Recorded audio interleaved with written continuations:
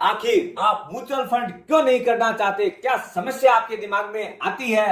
आप RD FD कम rate में कर लेते हैं, लेकिन म्यूचुअल फंड की हाई रेट लेने में क्यों घबराते हैं? पीछे क्यों भाग जाते हैं?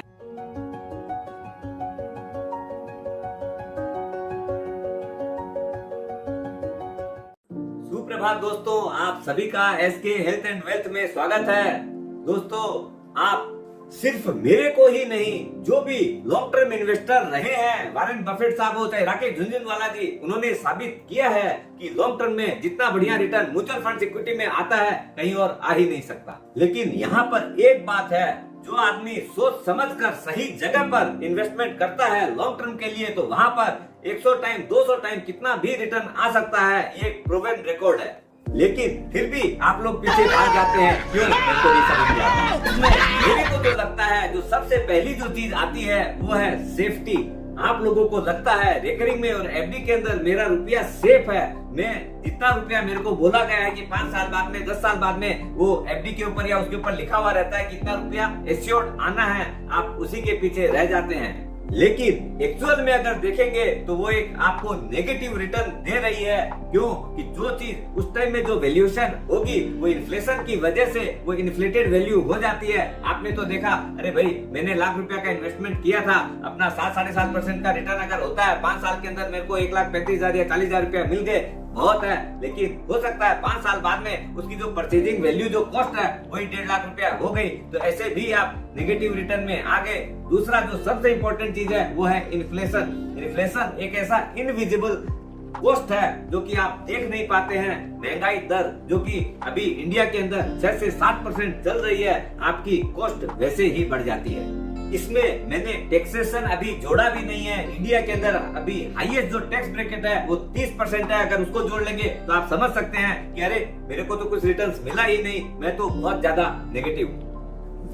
अगर आप म्यूचुअल फंड में वो सेम रुपया अगर लगाते हैं तो आपका मोटा मोटी अगर 12% रिटर्न भी पकड़ते हैं, जबकि ये आपको 12 से 15% का रिटर्न आराम से आता है, तो उसकी वैल्यूएशन जो है कंपाउंडेड आप देखेंगे तो 1,60,000 से 70,000 रुपया तो आराम से मिलेगी। और टैक्सेशन अपने को इतने कम वैल्यू पे लगना ही नहीं है, अपने को लाख रुपया तक पर ईयर टैक्स एग्जम्प्टेड है। लॉन्ग टर्म पे कोई टैक्स ही नहीं है। और ऐसे भी अगर आप जाएंगे, अगर उससे भी ज्यादा अगर आपका लॉन्ग टर्म कैपिटल गेन आता है तो ओनली 10% है।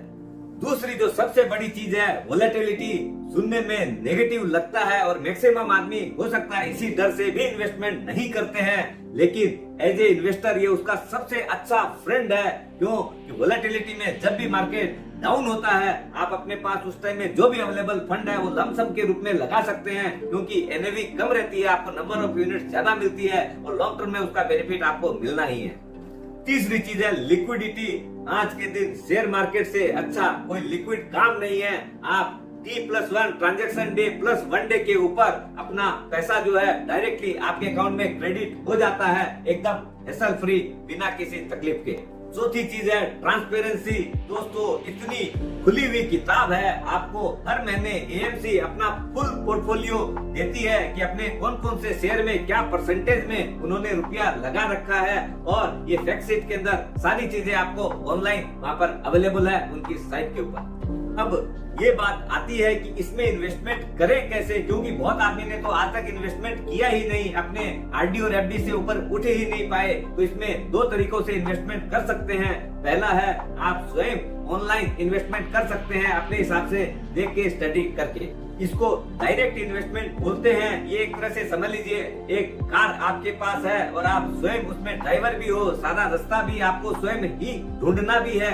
कहीं ऐसा भी हो सकता है कि आप रास्ता भटक जाएं और बहुत ज्यादा रिस्की रहता है और बहुत बड़ी लॉस भी हो सकता है। आपको कोई भी गाइड करने वाला नहीं है, रास्ता दिखाने वाला नहीं है। दूसरा रास्ता है आपको एक एक्सपीरियंस्ड, एक ऐसा बंदा जिसको 20-25 साल का अनुभव है पूरे मार्केट के बारे में, जो कि आपको एक सारथी की तरह गाइड करेगा और आपको सही मंजिल तक पहुंचाने का रास्ता दिखाएगा, जो कि आप चाहकर भी खुद नहीं कर पाएंगे, कितना भी एफर्ट दे लीजिएगा। जब सारथी गाड़ी चलाएगा, आप गाड़ी के अंदर पीछे बैठिएगा और बाहर के नजारों का आनंद लेते हुए मंजिल तक पहुंचिएगा। ये जो बाहर के मौसम का जो एंजॉयमेंट लेंगे, ये इसका आपको एक मामूली फीस लगती है, जो कि अलग से आपको पेमेंट नहीं करनी है। ये फीस भी अपने एएमसी के चार्ज में इनबिल्ट है। एक नोटिंग वाले पॉइंट की बात करता हूँ। एक सर्वे के मुताबिक जो लोग पैसा बचाने जाते हैं या डायरेक्टली इन्वेस्टमेंट करते हैं, उनकी बजाय जो लोग सारथी की सर्विसेज लेते हैं, उन लोग का अपने लॉन्ग टर्म के अंदर बहुत अच्छा रिटर्न्स मिला है, कई टाइम्स ज्यादा मिला है। ये एक प्रूवन फैक्ट है।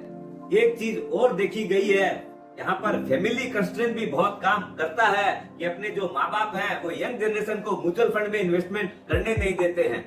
ये चीज 80 to 90% केस में देखा गया है। क्यों कि उन्होंने कभी म्यूचुअल फंड में इन्वेस्टमेंट किया नहीं, तो इसलिए उनको इसके बारे में जानकारी भी नहीं है और खाली बोलते हैं कि रिस्की है, अपने को उसमें बच्चों को इन्वेस्टमेंट नहीं करना चाहिए और वो जानना भी नहीं चाहते हैं कि इसमें क्या बेनिफिट्स है। वो खुद भी नहीं करते और करने भी नहीं देते। अपने को इस सोच से बाहर निकलना पड़ेगा और उससे ऊपर उठकर इन्वेस्टमेंट करना पड़ेगा। फिर अपने देखेंगे कि आसमान बहुत बड़ा भी है और खुला भी है।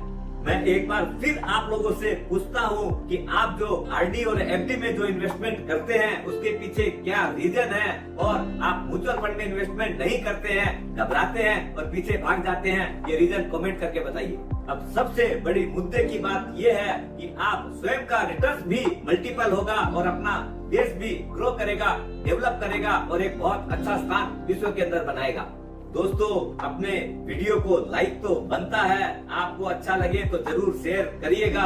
स्वस्थ रहो, मस्त रहो और म्यूचुअल फंड में इन्वेस्ट करो, देश को उन्नत बनाओ।